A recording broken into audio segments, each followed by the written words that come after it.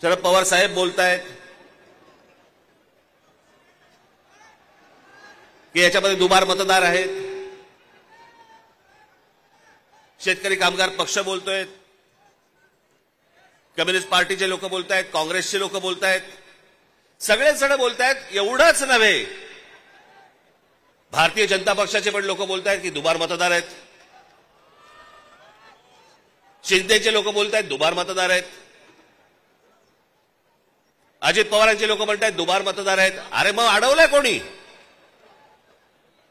मग हा निवडणूक घेण्याची घाई का करतात? साधी गोष्ट आहे, मतदार याद्या साफ करा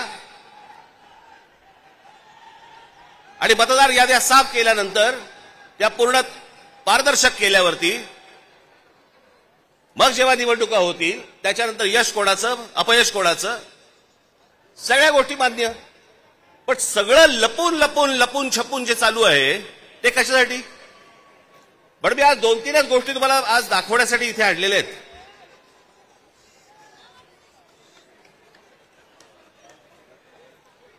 खरं तर हे 4,500 मतदार आहेत. 4,500 4,500 मतदार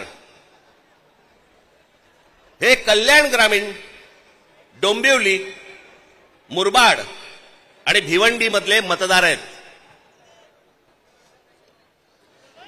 या इकडच्या मतदारांनी इथल्या मुंबईच्या मलबार हिल मतदारसंघामध्ये देखील मतदान केलेलं आहे.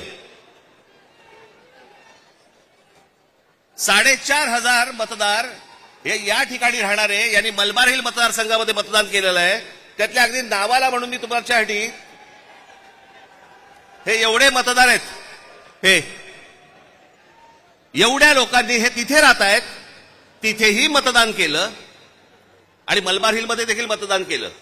ह्याच्यातली म्हणून मी आता जस्ट फक्त 3 नावं आणली आहेत. प्रभाकर तुकाराम पाटील, राम महादू भोईर आणि गजानन पुंडलिक भोईर ही त्यांची मतदार यादी आहे. या मतदार यादीमध्ये त्यांनी त्या मतदारसंघांमध्ये देखील मतदान केलेलं आहे आणि मलबार हिल मतदारसंघामध्ये देखील मतदान केलेलं आहे. असे लाखो लोक आहेत महाराष्ट्रभर की जे या मतदानासाठी म्हणून वापरले गेले.